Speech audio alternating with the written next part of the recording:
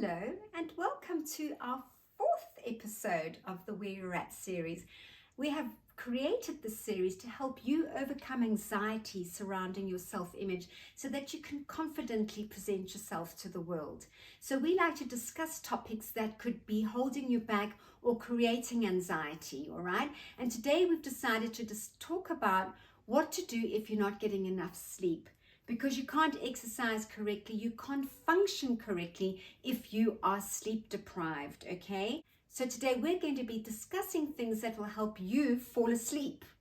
So what happens is most of us go to bed absolutely exhausted, okay? And we're anticipating a good night's sleep. We're hoping that we're going to get a good night's sleep. But very often we wake up after 2 or 3 hours, maybe we need the bathroom, and then we get back into the bed and our eyes are wide awake, okay? And we just can't doze off. We just can't fall asleep. It's terrible. I'm sure you've experienced that. I know I have, okay? And if you have had children, then you will know what sleep deprivation does to you, because you're just like a zombie every day. You cannot function correctly. So what do? The problem is, while we are lying there awake, we start to think negative thoughts. So we start to think, oh, I need to get back to sleep. I've got a huge day ahead of me tomorrow. I've got to be wide awake for this, this, and this. I can't be lying awake all night. I need to be wide awake. I need to be functioning. I need to be clear in my mind, okay? So what you're doing now is you're raising your level of anxiety, okay? And this is what's happening is, because you're raising your level of anxiety, you're going to struggle to fall back to sleep. It's a cycle. We all know that feeling. So thinking negatively is the problem, because as we are thinking negatively, it compounds, all right? Our level of anxiety starts to heighten. Why? When you worry, you put your body into a heightened state of anxiety, okay? And this interferes with sleep. So physiologically, that's been proven that this interferes with your sleep. And I think you can understand that, all right? And if this is happening night after night, it becomes a habit. And then what happens after that is you start labeling yourself. It's very unfortunate, but you start to see yourself as a bad sleeper. Now, what you need to know, ladies, is that medication and supplements are not the answer, all right? What we need to do is to get to the root of the problem. And the root of the problem is what you are thinking, okay? Because your thoughts are what are raising and heightening your level of anxiety and alertness, all right? Okay? So by doing that, you yourself are your own problem, okay? So how do you fix it? Well, I have found that keeping a pen and paper next to my bed is a solution, a healthy solution, because while I'm lying there thinking all these negative thoughts, I write them down. Write them down so that you can be aware of what it is that is the problem, what it is that is worrying you. There will be things on your mind that are obviously bothering you, that are keeping you awake. I'm lying awake all night worrying about this or that, okay? Write them down, okay, ladies? And you have to deal with them. Now, if you go back to some of our previous episodes in this series, you will see how we have helped you to deal with stress and anxiety and to deal with the issues that are creating anxiety. So it's these thoughts, all right, that are now these problems in your life, these issues that are now being carried over into your sleep at night that are keeping you awake. And so we've got this vicious circle going on with your mental health and your health and well-being, okay? So piece of paper next to your bed, you write down those things that are bothering you. But you may also have some other things that are going on that you just write, that you're saying in your head, like, oh, if I don't get any sleep, how am I going to cope with tomorrow, all right? So you think, I can't think or work. I am so tired the next day. Okay, these are the thoughts that are going in your head. I'll never sleep well again. I'm just one of those bad sleepers. Okay, or I'm going to get some terrible illness. Okay, so what you're seeing now is you're now starting to predict the future. Okay, I'm going to get some terrible illness.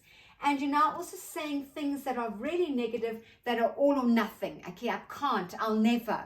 So these things are really, really bad for your mental health, for your general state and well-being, and then, of course, your sleep. So we need to to change what you're saying here. We need to stop the negative. Again, we've discussed this in other episodes in this series, but here today we are talking about sleep, okay? So what we want you to do now is to notice the worried thoughts, notice all these things that you're predicting and all this all or nothing, and we want to turn them into positives, okay? So instead of thinking, I'm never going to sleep again, think, okay, I might not sleep tonight, but I know I'll catch it up tomorrow, okay? You feel that anxiety lowering, okay? I can't think or work tomorrow. I'm going to be so tired. Okay, I'm going to be tired tomorrow.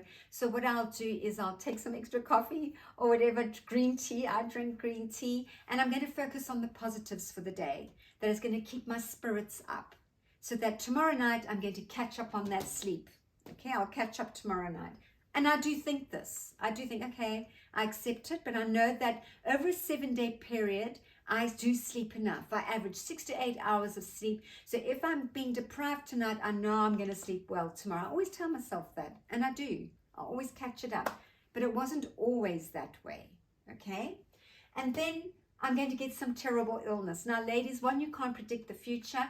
And 2, there are 5 areas that need to be addressed for your health, not just sleep. All right? So you can focus on good food, on healthy exercise, on rest. You can still get some rest. Put your feet up, have a 30-minute break, 10-minute break with yourself. Spend some time with somebody who makes you feel good about yourself. That's lowering your level of anxiety, getting issues off your chest. Talk about those problems, whatever it is that's keeping you awake at night. Talk about them. Talking about them just gives you clarity. They don't even have to say anything. That's why you go to psychologists. They don't tell you what to do. They're just a sounding board, okay? Which will then help you with your mental health. All right. And we need to be addressing all these areas. Okay. So I want you to be very aware of the fact that there are things you can do, steps you can take to lower your level of anxiety. And you know what? You're probably getting enough sleep. You're probably getting a lot more than you think. So we think, oh, I've laid awake all night. And another thing that's also not good is those sleep monitors, because they will show your restlessness, but I'm sure you're still getting enough sleep, okay? So don't rely too much on all these things. Just bring down your level of anxiety, okay? Because why? Your brain will eventually let you sleep. That's one thing I've always found is eventually you will fall asleep, because physiologically you have to. Okay, it's vital for your mental health. It's vital for your general health. And although there are nights where you feel that you're not getting enough sleep, over a 7-day period or 14-day period, you're more than likely catching it up somewhere. And you know I'm right. You go and have a look and you'll eventually catch it up somewhere. All right. So I need you to calm down and trust your body.